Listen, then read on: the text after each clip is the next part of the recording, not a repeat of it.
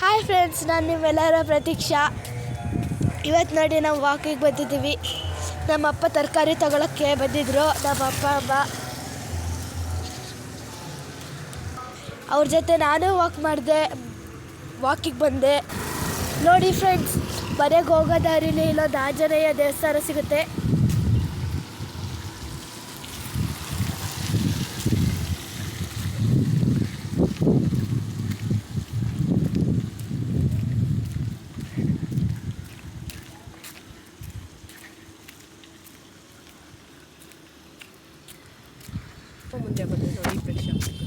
ದೇವಸ್ಥಾನದಿಂದ ಒಂಚೂರು ಮುಂದೆ ಬಂದರೆ ನಮಗೊಂದು ಪೆಟ್ ಶಾಪ್ ಸಿಗುತ್ತೆ ನೋಡಿ. ಸದ್ಯ ನಮ್ಮ ಅಣ್ಣ ಬಂದಿಲ್ಲ, ಇಲ್ಲಾಂದರೆ ಅವನು ನಾಯಿ ಬೇಕು, ಮೀನು ಬೇಕು ಅಂತಿರೋನು. ನೋಡಿ, ಇದೆ ಪೆಟ್ ಶಾಪು. ನೋಡಿ ಫ್ರೆಂಡ್ಸ್, ಇದೇ ಆ ಓಂಕಾರೇಶ್ವರ ಟೆಂಪಲ್ಲು.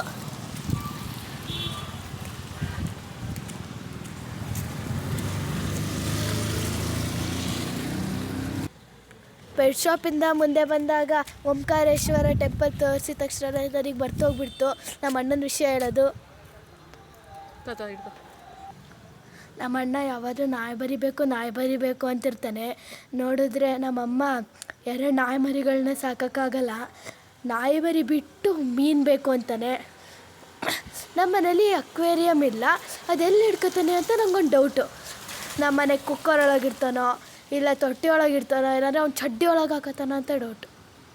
ನಿಮಗೆ ಗೊತ್ತಿದ್ದರೆ ಕಮೆಂಟ್ ಮಾಡಿ, ಲೈಕ್ ಮಾಡಿ.